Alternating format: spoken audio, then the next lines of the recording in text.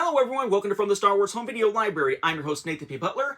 This begins a pair of episodes being recorded here on the same day that are both looking at two things that you would think are similar, but actually it turns out really aren't. One is a documentary and one is actually a movie that sort of presents itself as if it's trying to be something like that. It's a little bit odd. And while I will have quite a bit of positive things to say about the other one that we're looking at, I figure we'll start with this one. We'll start with the one that I have issues with, so that the next episode can kind of be a palate cleanser for me. Wow, for this one. So in searching around for various, Star Wars releases, I just kind of like sometimes just do random searches on eBay, just looking for anything that's new. I actually ran into one that I had not seen before. A Star Wars based thing, a fan-made, if you could call it that, a fan-made movie? I want to use the word documentary, but documentary is not right. Neither is mockumentary. A fan-made movie called The Audience Strikes Back. This is a DVD release that actually has one really cool, unique feature to it as a DVD release that I really want to dive into here. So before I get into the actual substance itself, I watched it so you don't have to, is the way that a lot of folks would put it. Let's take a look at the physical product and then we'll dive into all of that. So this is the DVD release here.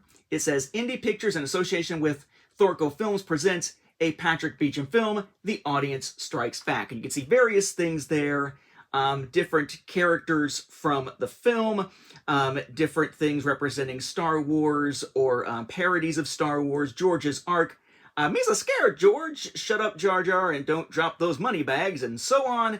You have a UPC down here. You have the Thorco Films logo, the Indie Pictures logo down here. On the back, you have The Audience Strikes Back. You have a little cartoon of basically protesting fans chasing Lucas and Jar Jar as they run away with a big old pile of money. Information about it that we'll look at. The names of the characters, not the people, the real people in it, the characters. And then cast crew information, and then it's widescreen, double layer, 111 minutes, feels longer. The company logos, UPC, and DVD down there. And then your spine simply has the title. And then you have an image there of, I guess it's supposed to be Yoda jumping down or something. And then DVD. The DVD disc itself, this is from 2008, by the way, has the title up at the top. Has the Indie Pictures thing presented by Indie Pictures and associated with Thorco Films down there. Another image of protesting fans here with The Audience Strikes Back on the marquee. DVD, widescreen, double layer, 111 minutes, and then the UPC. There is a tagline, though, by the way, that is not found on the packaging, which is, "Would you strike back?" And of course, "you" is written as the letter U, because nobody listens to Weird Al's word crimes. But then again, to be fair, it hadn't come out in 2008.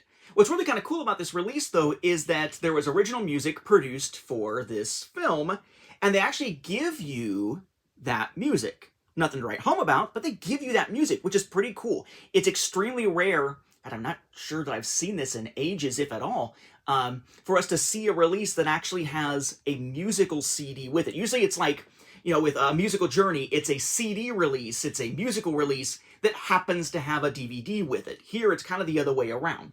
So we have the Indie Pictures thing again, presented by, and that's the same thing we just saw. Original music by Jose J. Herring, The Audience Strikes Back, UPC, and the compact disc logo there. And up there, a picture of a character in the film known as the Barista, who never actually gets a name, and is asked for their name and refuses to give it, believing it would not be necessary, prudent, whatever. So it is, again, it is a movie that is about Star Wars, essentially. So let me give you the premise here. If you're just looking for information about the physical product, that's the physical product. DVD release, not Blu-ray, so standard definition, widescreen. It's got some bonus features on it. It's got a blooper reel, one deleted scene, original concept graphics. It's got some trailers on it. It's got a little 7-minute thing it seems to be a video about a novel by the director called The Things That Are Thor's.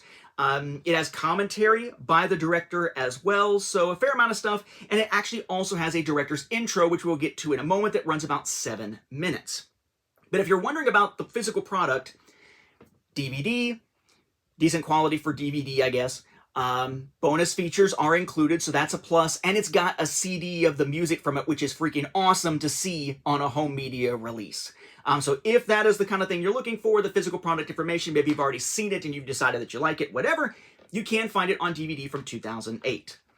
But let's talk about what this actually is. Bad,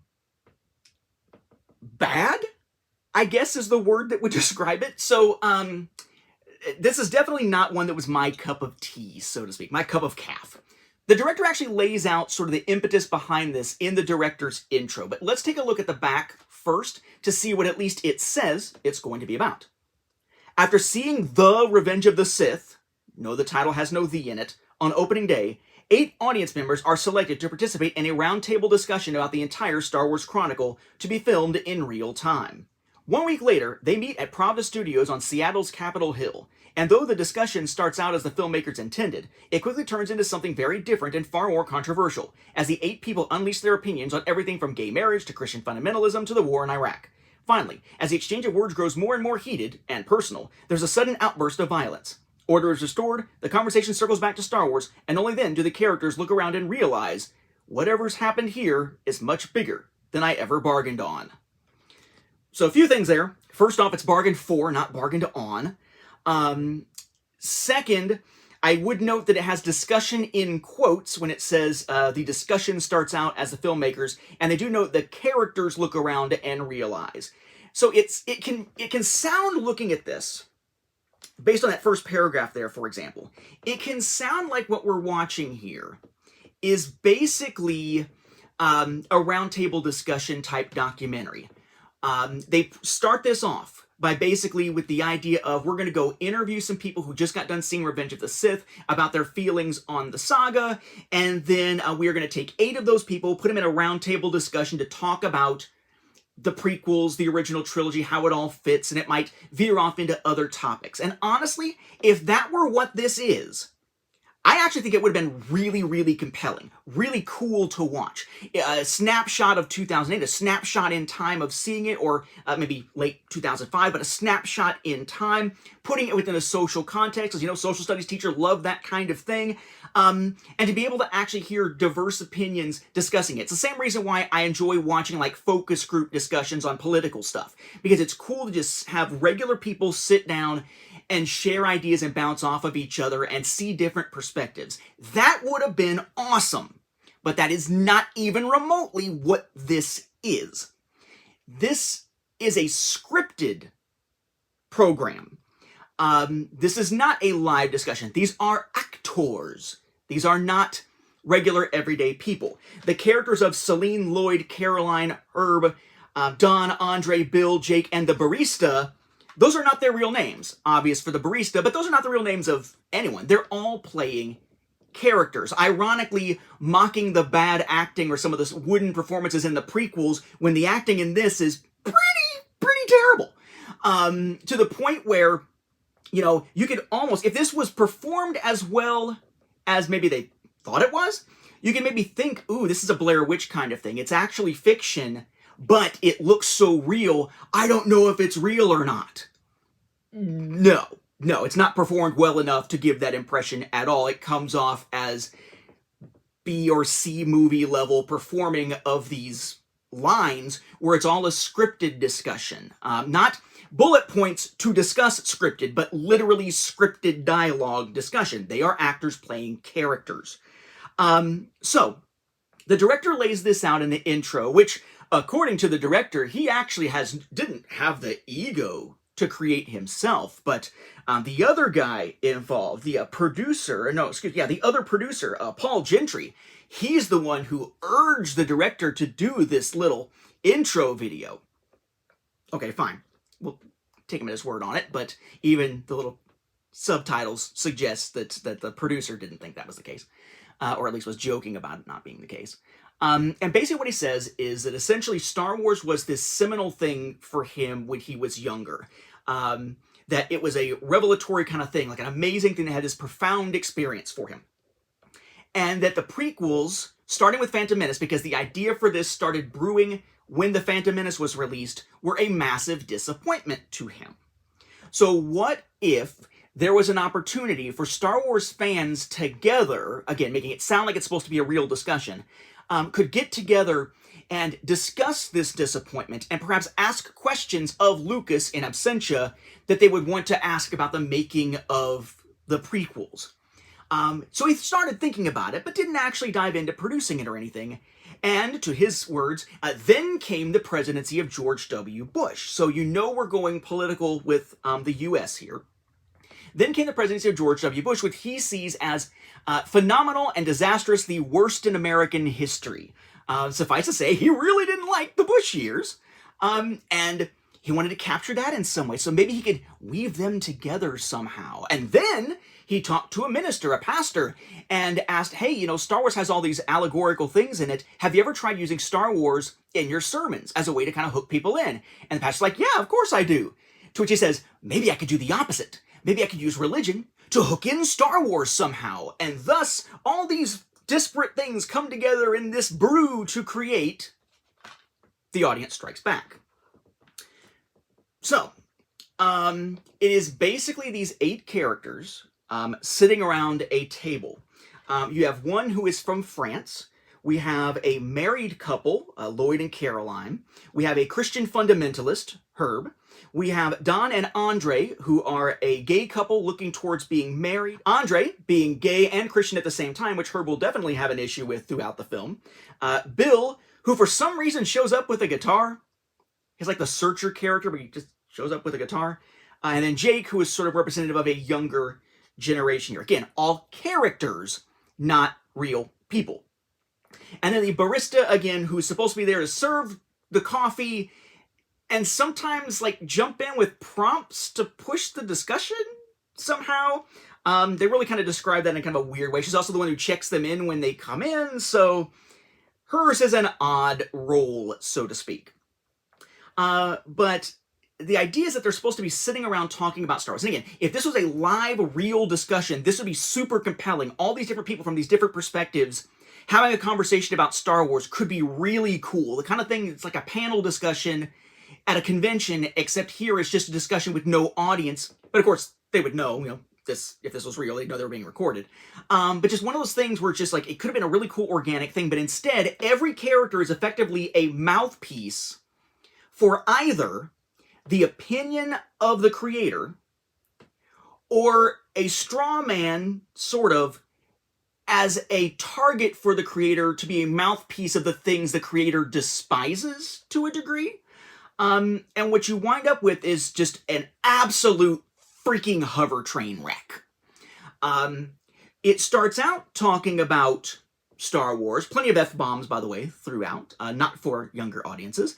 It starts out actually talking about Star Wars. I will say the critiques of the prequels, sometimes there are valid critiques that they're making, but they're making them in an internet troll sort of way. The discussion here, so you got that side.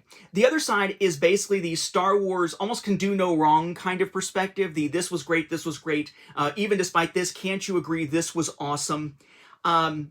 And I tend to be someone who tries to be intellectually honest. I try to see things as neither perfect nor horrid, but try to look at it as individual pieces and give a rational take on it. And you would think that that whole idea of, well, there were these good things, you know, yeah, we acknowledge this, but there were these good things, you know, did we see the same movie kind of thing, might be veering in that direction, but not really. It very much comes off as what in modern day we would say would be a conversation between Disney apologists, for whom Disney can do no wrong, and modern Star Wars can do no wrong, or do very little wrong, and the flip side, which is like the Star Wars grievance YouTube grifter culture. That people who make their money and their fame after just shitting on everything Star Wars that has come out in recent years as a monolithic everything is bad type of approach. It's that kind of thing.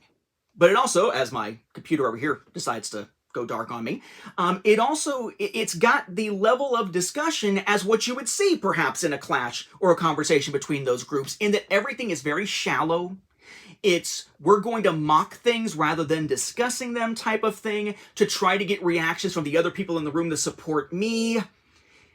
And again, that's bad enough when it's a live discussion that's not going anywhere. But when it's scripted and you have an opportunity to do something else, to go deeper because you're controlling the dialogue, to still go there, it's bad. So we get a little bit of discussion about Star Wars, and there's some back and forth and some disagreement and whatnot.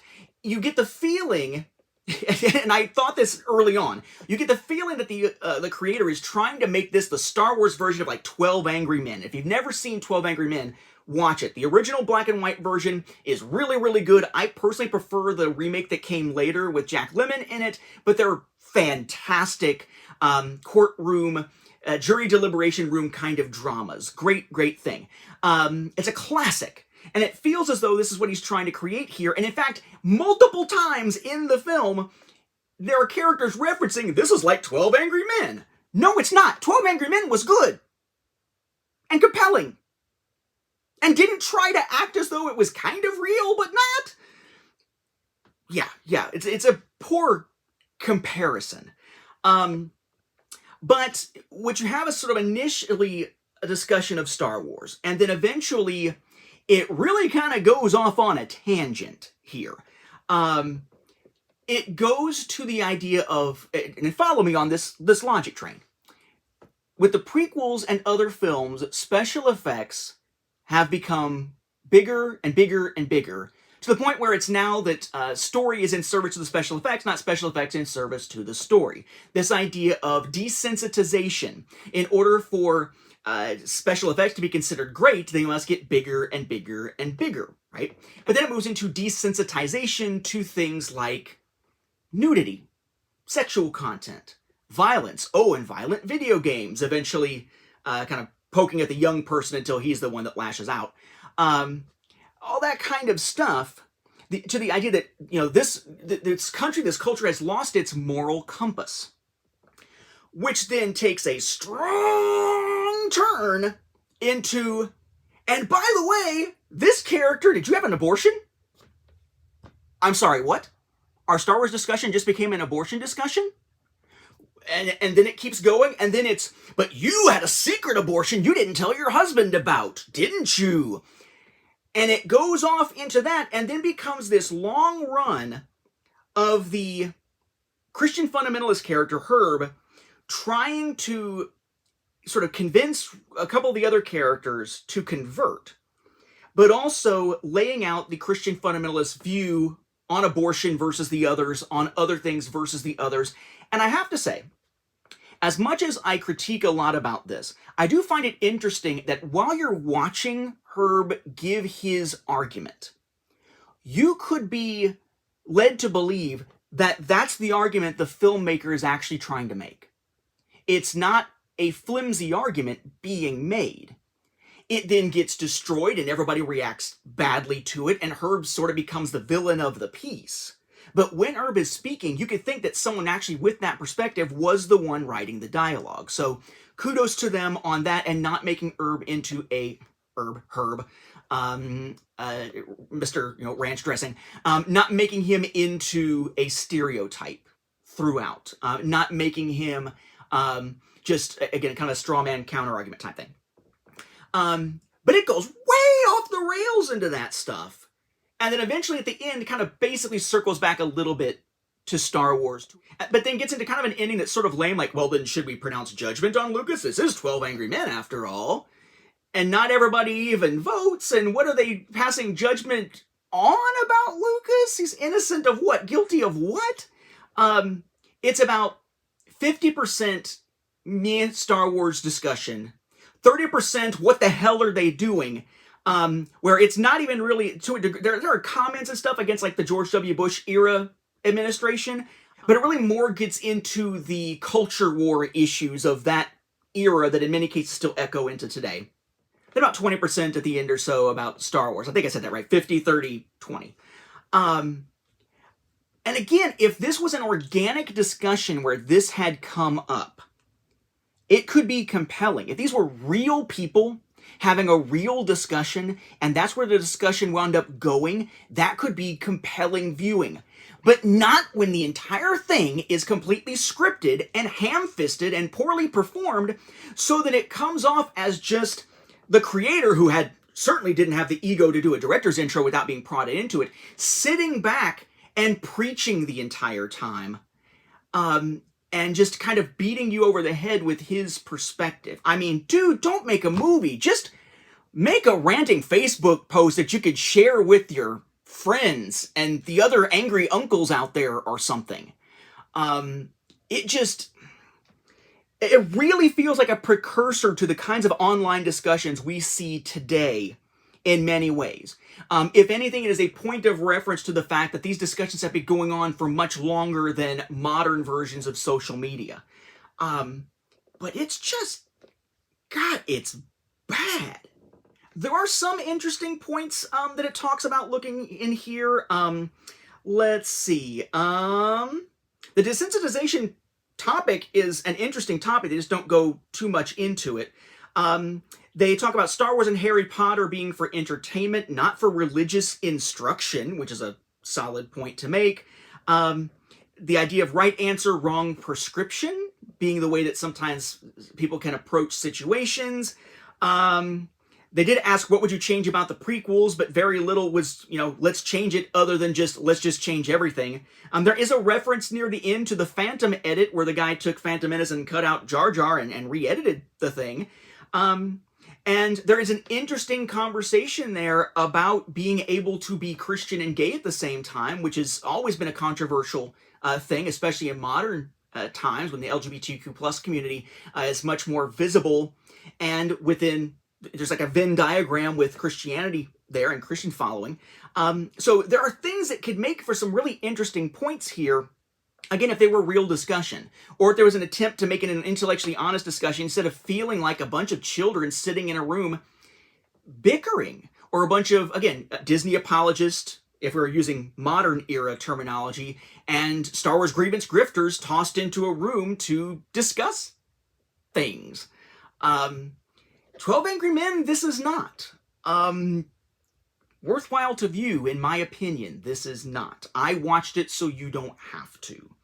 And I know this show is not typically meant to be a review type of show, but when I find something a little obscure like this, and the next one we're going to look at, I feel like I owe it to my audience to describe what it is and perhaps give my thoughts on it, because not everybody is like me, where they just grab anything they find that's Star Wars that's a release and add it to their home video library.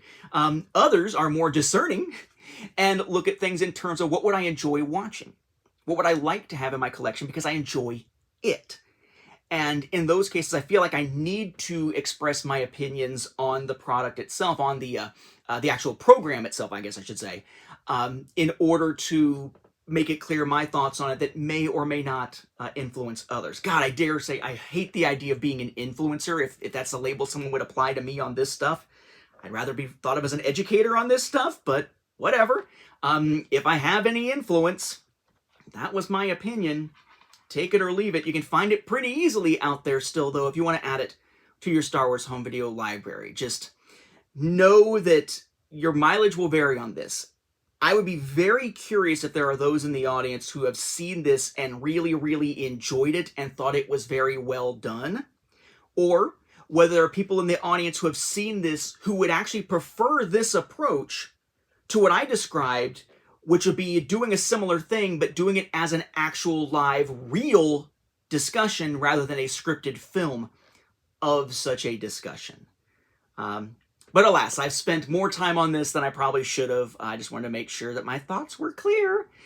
And now I can cleanse my palate with the next one that we're going to look at. With that, we'll wrap up this episode. Thank you for watching, and may the Force be with the home video viewers.